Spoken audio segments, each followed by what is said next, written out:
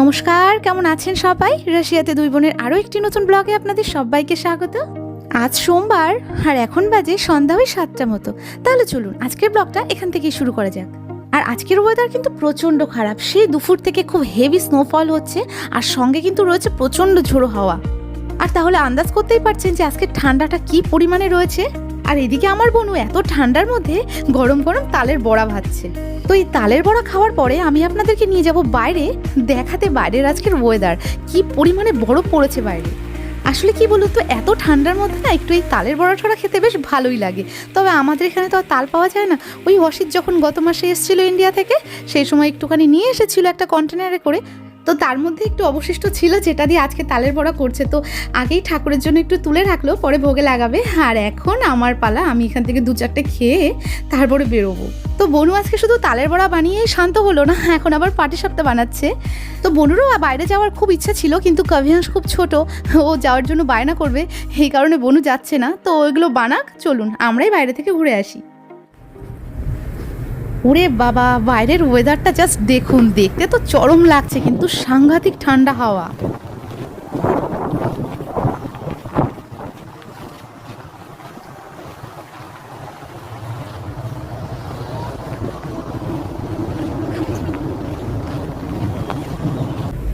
আর এই দেখুন আমার জুতোটা বরফের মধ্যে কতটা ডিপ হয়ে ঢুকে যাচ্ছে, তাহলে বুঝতেই পারছেন যে কি পরিমাণে বরফ পড়েছে আজ।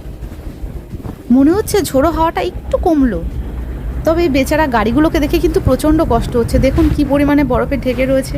তবে জানেন তো, এখানে শীতকালে যে প্রবলেমটা মানুষের সবচাইতে বেশি হয়, ধরুন রাত্রিবেলায় পরিষ্কার গাড়ি এনে আপনি বাইরে রাখলেন, কিন্তু সকালবেলায় এমার্জেন্সিতে কোথাও বেরোতে গেলেও আপনার উপায় নেই। আপনাকে মিনিমাম 2 থেকে 3 ঘন্টা হাতে সময় রেখে আগে উঠতে হবে গাড়িটাকে পরিষ্কার করার জন্য, না হলে তো বেরোনোর কোনো উপায়ই থাকবে না।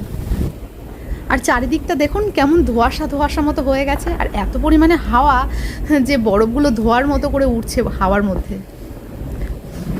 আর ওই দেখুন বলতে বলতে এক ভদ্রলোক তার গাড়ি পরিষ্কার করতেও শুরু করে দিয়েছে।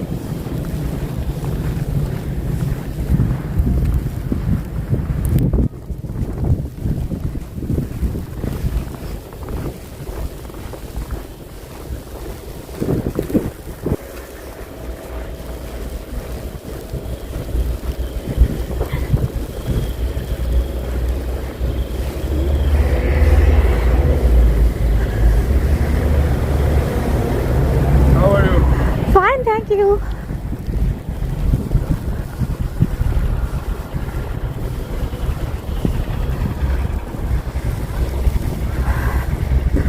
তো দেখতেই পাচ্ছেন কি পরিমাণে বরফ বৃষ্টি হচ্ছে, মানে তাকানো যাচ্ছে না। আর এই দেখুন নিচের অবস্থাটা,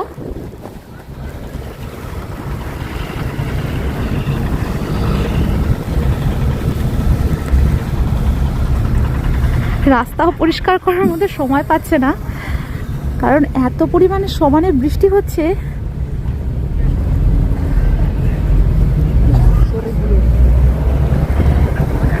চারিদিকের এত বরফ দেখে মনে হচ্ছে যেন ওপর থেকে কে যেন সাদা রং ঢেলে ঢেলে দেশটাকে সাজাচ্ছে সুন্দর করে। আর এটাই কিন্তু রাশিয়ার রিয়েল সৌন্দর্য। নিচের অবস্থাটা দেখুন জাস্ট একবার, কতটা ডিপ হয়ে গেছে।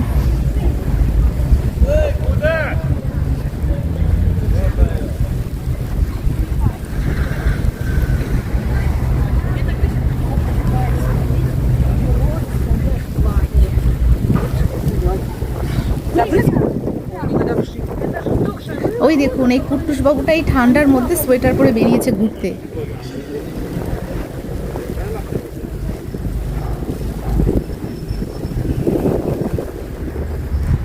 তো এদিকে আমি হাঁটতে হাঁটতে চলে এসেছি ম্যাগনেটের সামনে, নেব একটু মাংস, কারণ বনু রাতে রুটি আর মাংস করবে। তো রাস্তাঘাটের অবস্থা দেখুন, সিঁড়ি খুঁজে পাওয়া যাবে না তো আর কদিন পর থেকে। আর জানেন তো, এখানে বাচ্চাদের ছোট থেকে স্কুলে শেখানো হয় কিভাবে রাস্তাঘাট পরিষ্কার রাখতে হয়, বরফ পরিষ্কার করতে হয়। ওই দেখুন বাচ্চাটা হাতে কি নিয়ে এসছে বরফ পরিষ্কার করার। এখানে যত বাচ্চাই বাড়ি থেকে বেরোক না কেন বাইরে, তার হাতে এই জিনিসটা থাকেই, রাস্তায় বরফ পরিষ্কার করে।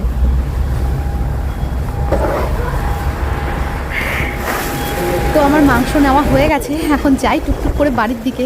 তো দেখে যতটা ইজি বলে মনে হচ্ছে যে ভিডিও করাটা, ততটাও কিন্তু ইজি নয়। খুবই ডিফিকাল্ট, কারণ এত পরিমাণে স্নোফল হচ্ছে, সঙ্গে এত ঝোড়ো হাওয়া আর এত পরিমাণে ঠান্ডা, তার মধ্যে হাঁটা তো যাচ্ছেই না। দেখেই হয়তো বুঝতে পারছেন পাটা বারবারই বরফের মধ্যে ডেবে যাচ্ছে। আর হাতের আঙুলগুলো যে কী পরিস্থিতি এই মুহূর্তে সেটা কাউকে বলে বোঝাতে পারবো না। মনে হচ্ছে কি মানে কোনো জায়গায় কেটে গেলে সেখানে লঙ্কা লবণ দিয়ে দিলে যেরকম জ্বালা পোড়া করে সেরকম হাতটা জ্বলছে, এত পরিমাণে ঠান্ডা। হ্যান্ড গ্লাভসও পরতে পারছি না, কারণ হাতটা স্লিপ করে যাবে, ফোনটা হাত থেকে পড়ে যাবে এই কারণে।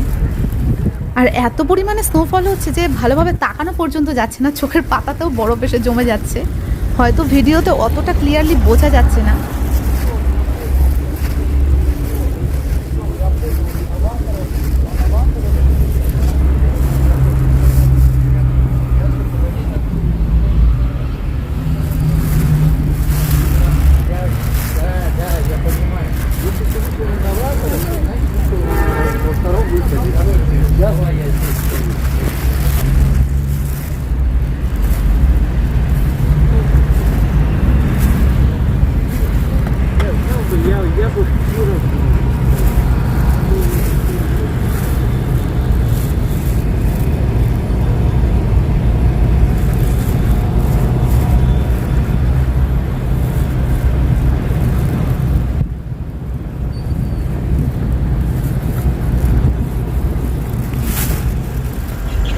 আজ আমার অবস্থাটা কিছুটা এরকম, ধরুন প্রচণ্ড ঝোড়ো বৃষ্টির মধ্যে কেউ যদি স্কুটি বা বাইক হেলমেট ছাড়া চালিয়ে যায়, সেই মুহূর্তে বৃষ্টির ছাড়টা তার চোখে এসে, চোখে মুখে আর কি, যেভাবে সে বাড়ি মারে, আমি তো হেঁটে যাচ্ছি আর বরফের ছাড়গুলো ঠিক সেইভাবে আমার মুখে চোখে বাড়ি মারছে।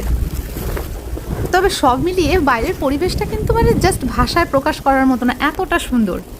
আর এই বরফ পড়া দেখতে আমার এতটা ভালো লাগে, বিশ্বাস করবেন না, যখন আমি প্রথম এখানে এসেছিলাম সে বছর যেদিন থেকে বরফ পড়া শুরু হয়েছে এবং যেদিন শেষ হয়েছে সেই পর্যন্ত এমন কোনো দিন নেই যেদিন আমি বাইরে বেরিয়ে লাফালাফি করিনি বরফের মধ্যে।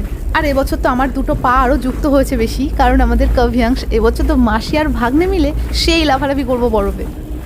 আর এখন আমি যাচ্ছি আমাদের বাড়ির ঠিক পেছন দিকটা দেখতে, যে সেই দিকটায় বরফ পড়ে কী পরিস্থিতি, কারণ দূর থেকেই দেখবো, কাছে যাওয়ার মানে কি বলবো সাহস নেই, কারণ ওখানে এখন এতটা পরিমাণে বরফ জমেছে, ওইখানটাতে গেলে মিনিমাম আমার হাঁটুর কাছাকাছি আমি ডেবে যাব।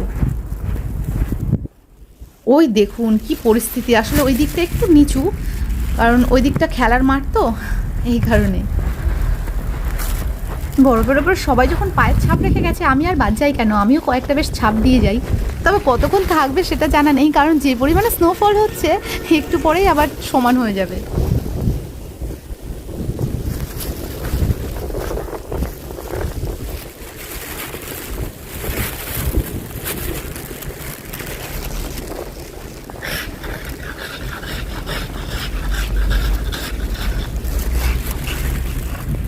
তো আজ অনেক ঘোরাঘুরি হলো, এখন যাব আমি রুমে। তো আরেকটা জিনিস তো দেখানোই হয়নি, এতক্ষণ তো দেখালাম বাইরের রাস্তাঘাট আর বাদবাকি সমস্ত কিছু, এখন দেখাই বিল্ডিংয়ের কি পরিস্থিতি।